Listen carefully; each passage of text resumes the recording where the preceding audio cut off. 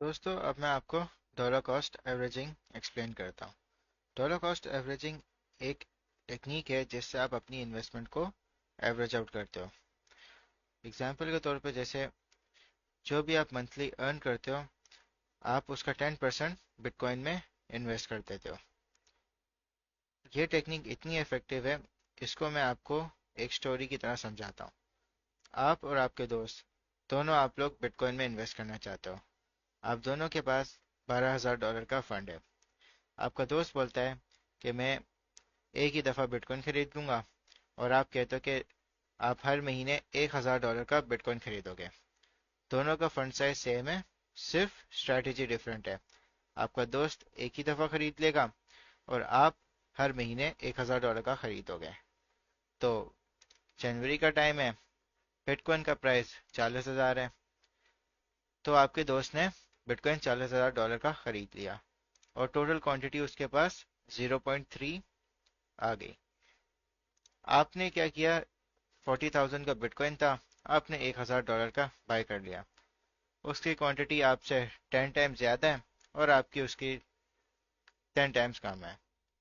फिर भी आपने नेक्स्ट मंथ आया, उस वक्त बिटकॉइन का प्राइस और ज़्यादा था, 45,000 पता, आपने फिर $1,000 का खरीद लिया। फिर उससे नेक्स्ट मंथ आपने $1,000 का खरीद लिया और कंटिन्यूसली आपने 12 महीने $1,000 का खरीदते रहे, मगर आपने प्राइस को नहीं देखा। फिर साल का एंड हुआ, उस वक्त बिटकॉइन $20,000 पे क्लोज हुआ। तो आप और आपके दोस्त दोनों बैठे, तो आपके दोस्त ने पूछा कि आपके इस वक्त वैल्यू क्या है। तो आपने उसको वैल्यू बताई कि जो आपकी एवरेज प्राइस थी बिटकॉइन की बाइंग की, वो 28,500 थी, और जो आपके पास इस वक्त टोटल क्वांटिटी है वो 0.48 बिटकॉइंस की है, और जो उनकी वैल्यू है वो इस वक्त 13,583 है। आप ऑलरेडी प्रॉफिट में आ गए। और जो आपका दोस्त है उसने साल के शुरू में $40,000 पर खरीदा था, और साल के आखिर में जब बिटकॉइन की वैल्यू 20,000 पे पहुंच गई, तो जो उसकी वैल्यू थी वो 50% से डिक्रीज हो गई।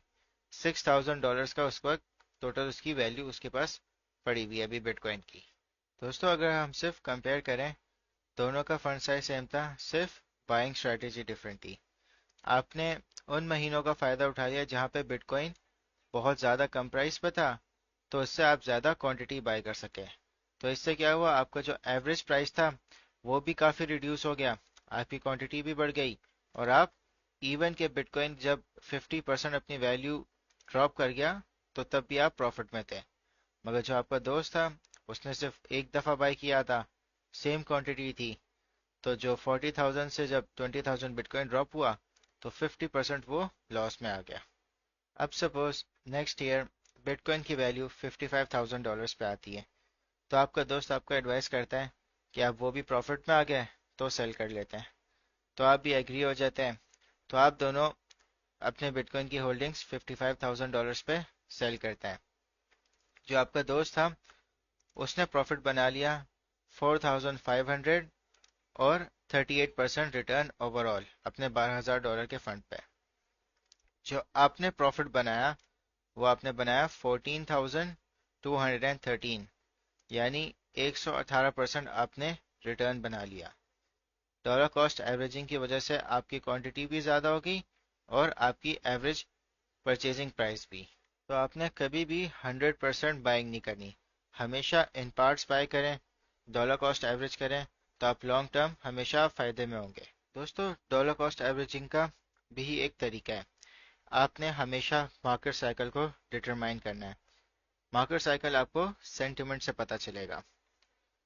जैसे यहाँ पे बिटकॉइन की बुल मार्केट थी, तो अगर मैं डॉलर कॉस्ट एवरेजिंग कर रहा होता तो मैं यहाँ पे बाय करता, फिर मैं यहाँ बाय करता, फिर मैं यहाँ बाय करता। इवन अगर आप यहाँ देखें तो यहाँ पे एक डाउन ट्रेंड आ गया है, तो मैं यहाँ पे बाय कर लेता, फिर मैं दोबारा बाय करता, फिर मैं दोबारा बाय करता।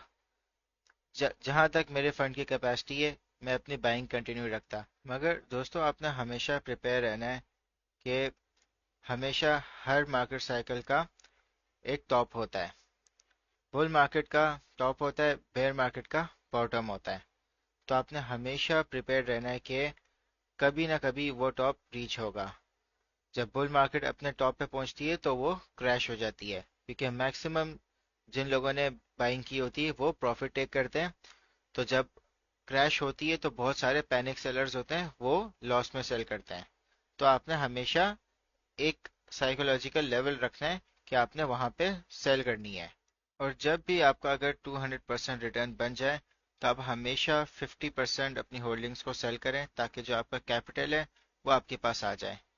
तो अगर मैं सेल करता तो मैं यहाँ पे सेल कर देता, मगर फिर भी अगर मुझे यहाँ पे भी मौका मिलता सेल करने का तो मैं यहाँ पे भी सेल कर लेता, क्योंकि मैं ऑलरेडी यहाँ पे ऑलरेडी इतना प्रॉफिट में हूँ। तो इवन अगर जो मैंने यहाँ पे भी बाइंग की है वो भी मैं उसको कंपेंसेट कर लेता इन सबके प्रॉफिट से।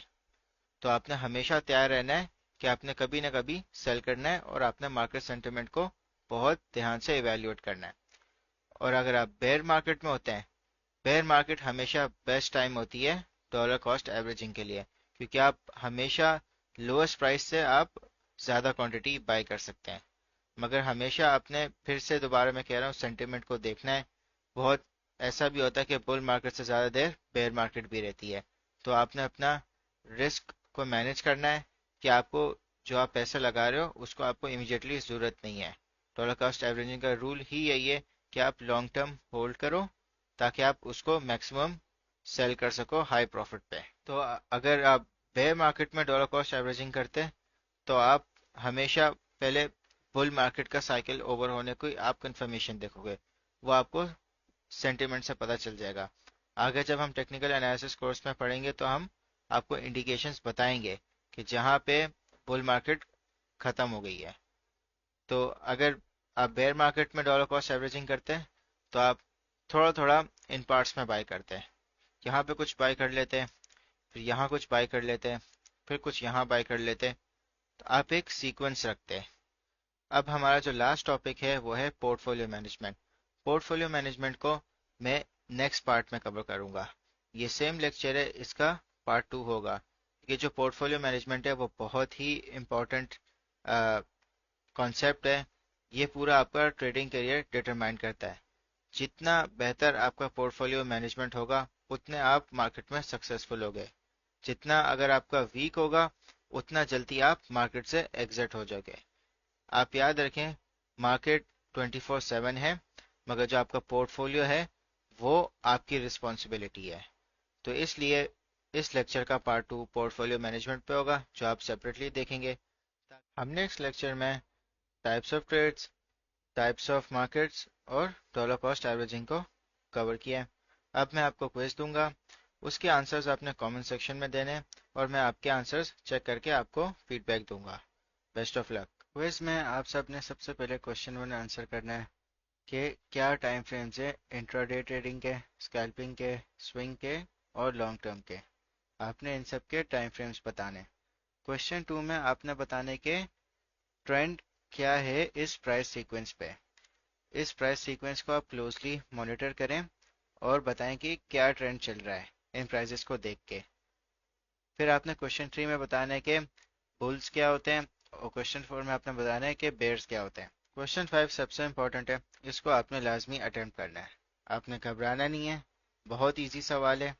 ठीक है, अगर आपको मुश्किल लगे आप इस लेक्चर को दोबारा रिपीट कर लें डॉलर कॉस्ट एवरेजिंग का। आपके पास $36,000 है इन्वेस्टिंग के लिए। आप $12,000 इन तीनों में आपने इन्वेस्ट करना है। ठीक है, $12,000 आप टेस्ला में करोगे, $12,000 आप बिटकॉइन में करोगे, और $12,000 आप यूएस डॉलर में करोगे।